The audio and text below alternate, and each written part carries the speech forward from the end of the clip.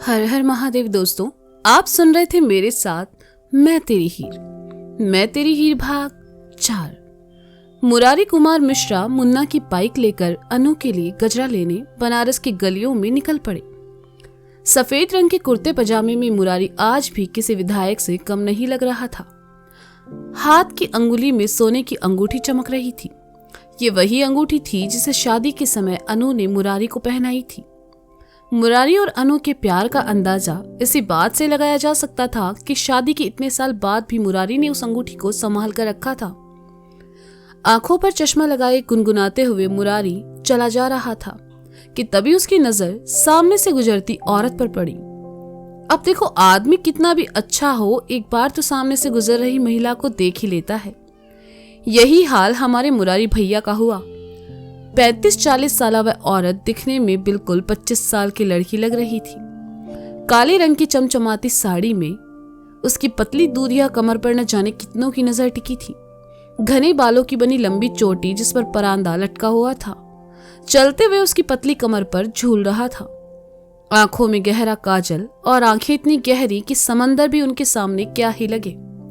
होंठों पर गहरे लाल रंग की लाली और उनके बीच सफेद मोती जैसे दांत जो उसके हंसने पर साफ दिखाई दे रहे थे। वह धीमी चाल से अदा के साथ सड़क पार कर रही थी और उसे देखने के लिए सब जहां थे वहीं रुक गए। मुरारी मिश्रा की बाइक की स्पीड भी धीमी हो गई और जैसे ही उससे नजरें मिली, वह औरत मुरारी को देखकर हल्का सा मुस्कुराई और आगे बढ़ गई। एक पल के लिए मुरारी भूल गया कि वह शादीशुदा है और उस बला को देखते ही रह गया। और इसी चक्कर में उसकी बाइक का बैलेंस भी बिगड़ गया और वह फुटपाथ पर बैठे सब्जी वाले को जा लगी। हालांकि सब्जी वाले को जरा सी खरोंच भी नहीं आई, लेकिन बेचारे की दूधी और करेले यहाँ वहां बिखर गए। मुरारी का भी बैलेंस बिगड़ा और वह सीधा नीचे ठीक सब्जी वाले के सामने जा गिरा।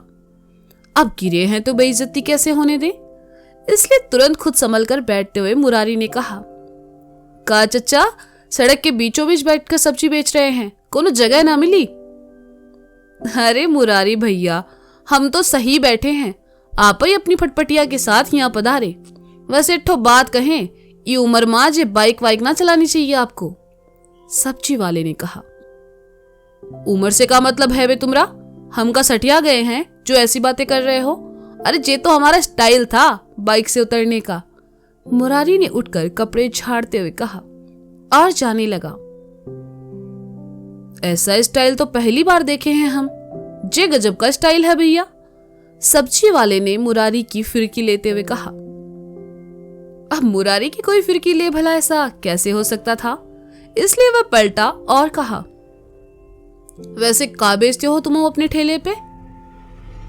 दूधी और करेला, सब्जी वाले ने कहा।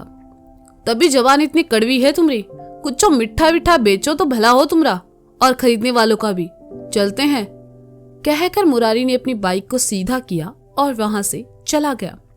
लेकिन आंखों के सामने अभी भी उस बला का चेहरा घूम रहा था जिसे मुरारी ने पहले कभी बनारस में नहीं देखा था। का हुआ भैया, जे पूर्व विधायक आप पर काहे गरमाए रहे थे? दूसरे ठेले वाले ने पहले ठेले वाले से कहा। अरे कुछो नहीं भैया, हम ही उनको थोड़ा परेशान कर दिए। वैसे हमारे मुरारी भैया में विधायक बनने से पहले भी कोई बदलाव नहीं था और अब विधायक रहने के बाद भी कोई बदलाव नहीं है, सब्जी वाले ने अपनी बिखरी हुई सब्जी को समेटते हुए कहा। हाँ, ये बात तो सही कही भैया तुमने, हमारे मुरारी भैया की बात ही अलग है। वैसे वो फुलझड़िया कौन थी जो अभी अभी यहाँ से गुजरी थी? दूसरे ठेले वाले ने पूछा। अरे हम नहीं जानते भैया, लगता है बनारस में नहीं आई है कोई, का पता घूमने आई हो। वैसे भी यहाँ तो आने जाने वालों का मेला लगा रहता है, हम किस किस पर ध्यान दें? सब्जी वाले ने कहा। सही कहा, पर अच्छा ही हो वो सिर्फ यहाँ पे घूमने आई हो, अगर गलती से भी बनारस में रहने आ गई तो बवाल मच जाएगा, दूसरे सब्जी वाले ने कहा और अपने काम में लग गया। मुंबई, नवीन का घर, शाम का समय। आंटी, निशी कहाँ है? निशी की दोस्त पूर्वी ने घर आते ही मेघना से पूछा।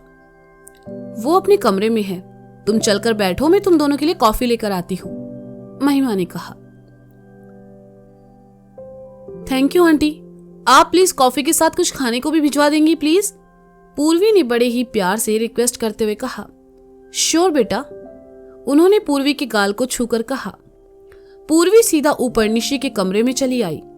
पूर्वी ने देखा निशी खोई हुई सी खिड़की के पास खड़ी बाहर देख रही है।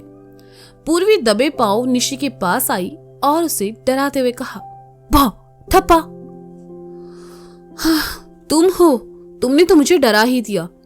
निशी ने घबराकर पीछे हटते हुए कहा। जी हाँ मैडम, मैं हूँ। बनारस से वापस आ गई और मुझे बताया भी नहीं, और तो और मेरा फोन भी नहीं उठा रही हो। कहाँ बिजी हो? पूर्वी ने शिकायती लहजे में कहा। फोन शायद साइलेंट पर है। मैं आज सुबह ही वापस आई हूँ, कल से क्लासेस के लिए जाना है ना, निशी ने कहा।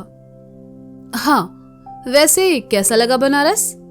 पूर्वी ने बिस्तर पर निशी के सामने बैठते हुए कहा।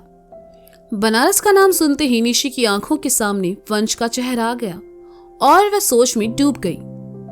पूर्वी ने देखा निशी ने उसकी बात का कोई जवाब नहीं दिया तो उसने निशी के सामने चुटकी बजाकर कहा, ओ हेलो, कहाँ खोई हो? मैंने तुमसे कुछ पूछा, कैसा लगा बनारस? अच्छा है, निशी ने कहा। और वहां के लोग? पूर्वी ने पूछा। दिलकश, निशी ने वंश के बारे में सोचते हुए कहा। पूर्वी ने सुना तो खुश होकर कहा, हाँ फिर तो सही है। अगर बनारस और वहां के लोग तुम्हें पसंद आ गए, तुम वहां इतने दिन रुकी, इसका मतलब तुम्हारी उस लड़के से भी दोस्ती हो गई होगी जो लास्ट टाइम तुम्हारे घर रहने आया था और जिसे रोमांटिक सीरीज में काम करने का मौका मिला है। तो क्या तुम उससे कहोगी कि वो अपने डायरेक्टर से बात करके मुझे उस सीरीज में कोई रोल दिला दे? Please please please please.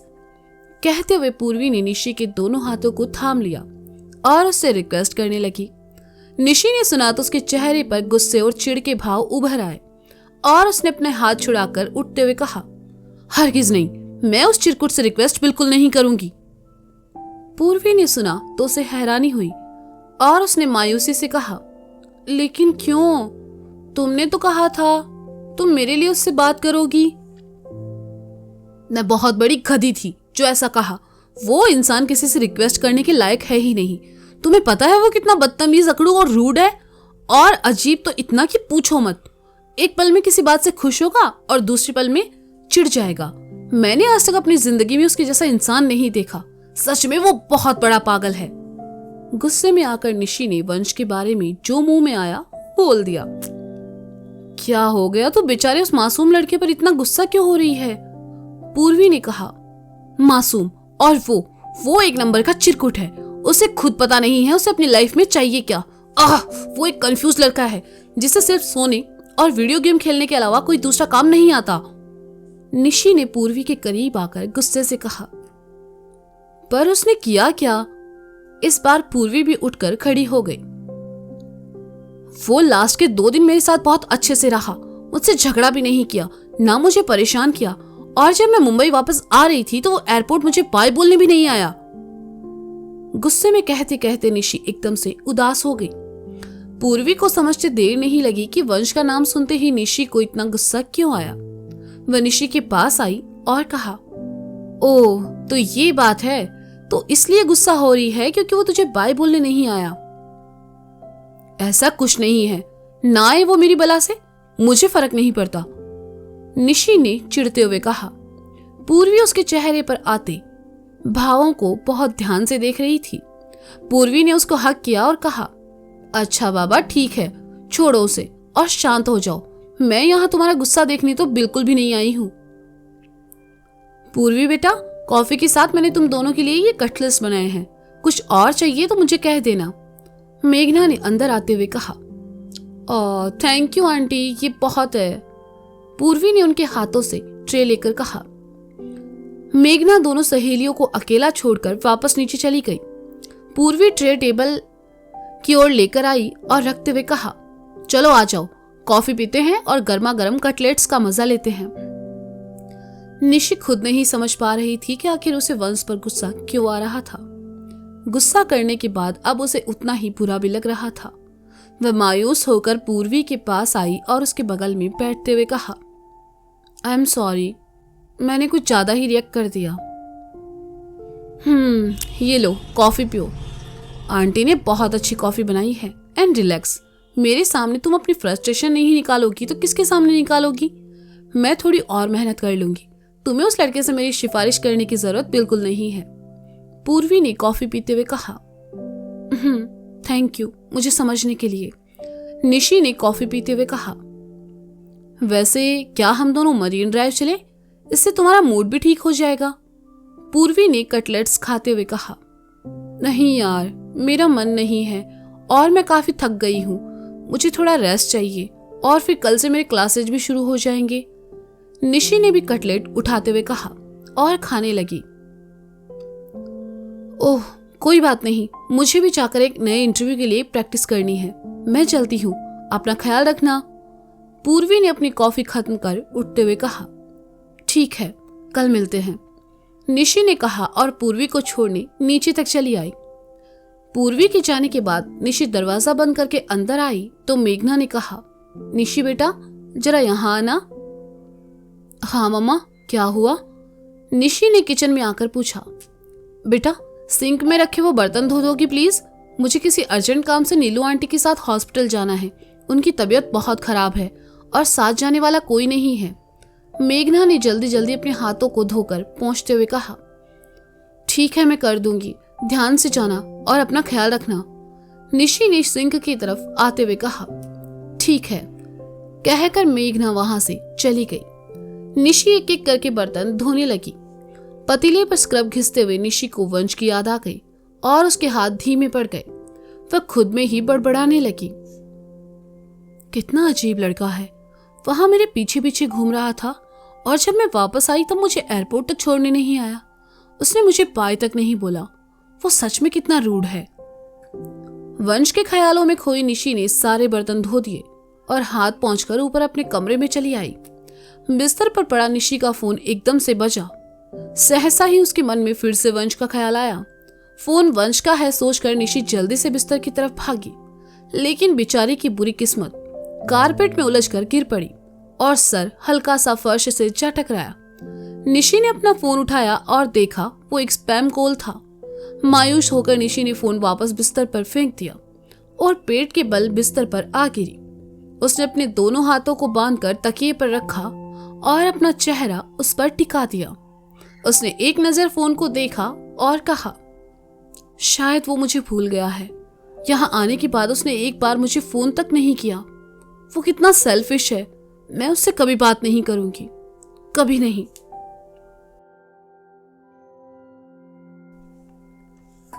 Banaras सेवम का घर। अपने कमरे के बिस्तर पर पेट की बल लेटा वंश बार बार अपने फोन को देखता और खींचकर वापस नीचे रख देता। पिछले काफी देर से यही सब चल रहा था। शाम का वक्त था और वंश अपने कमरे में आराम फरमा रहा था। 2 दिन बाद उसे मुंबई जाना था। इसके लिए उसे पैकिंग भी करनी थी, लेकिन पैकिंग का सामान पूरे कमरे में यहाँ वहां पड़ा था और वंश बार बार अपने फोन को देख रहा था। वंश ने एक बार फिर अपने फोन की स्क्रीन को देखा और बड़बड़ाया, हाँ इतना एटीट्यूड। जाने के बाद कॉल तो दूर, एक मैसेज तक नहीं किया।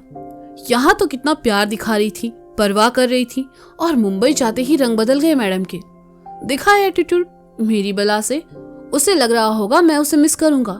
बिल्कुल नहीं, मैं उसे बिल्कुल मिस नहीं कर रहा।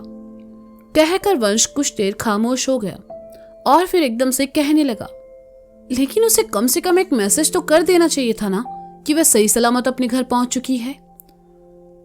वैसे मैं उस छिपकली की इतनी परवाह क्यों कर रहा हूँ? वो मुंबई ना ही पहुंचकर रास्ते में ही कहीं रह जाए तो कितना अच्छा हो। फिर तो मैं बिना किसी टेंशन के आराम से नवीन अंकल के घर में रहूंगा। उस छिपकली को तो पता भी नहीं होगा कि उससे मिलने में एयरपोर्ट भी आया था। अब इसमें मेरी क्या गलती जो वो वहां से चली गई। कहते कहते वंश के चेहरे पर उदासी आ गई और उसने अपना चेहरा तकिए पर टिका लिया। इंदौर, गौरी का घर। किचन में खड़ी गौरी अपना फोन हाथ में पकड़े बुत बनी खड़ी थी। कुछ देर पहले फोन पर मुन्ना समझकर गौरी ने जो ढेर सारे चुंबन दिए थे, वो सब चुंबन उसके होने वाले ससुर मुरारी को मिले हैं। जानकर ही गौरी को शर्म महसूस हो रही थी। उसे अपनी इस बेवकूफी पर बहुत गुस्सा आ रहा था और साथ ही वह मुन्ना के गुस्से के बारे में सोचकर भी परेशान हो रही थी। अपनी सोच में खोई गौरी को ध्यान ही नहीं रहा कि गैस पर चढ़ाई गई चाय उफन कर नीचे गिर रही थी। मैं जानती ही थी कि तुम जरूर कुछ गड़बड़ करोगी। अरे ध्यान कहाँ है तुम्हारा? देखो सारी चाय उफन कर गिर चुकी है। नंदिता ने गैस बंद करते हुए कहा। नंदिता की आवाज से गौरी की तंद्रा टूटी और उसने हड़बड़ाते हुए बची हुई चाय भी गिरा दी। मैं कर देती हूँ mom. Oops, I am sorry, मैं दूसरी बना देती हूँ। अभी के अभी मेरे किचन से बाहर निकलो, तुम तबाह हो जाओ, नंदिता ने गुस्सा होकर कहा, क्योंकि गौरी के कारण लगभग किचन खराब हो चुका था।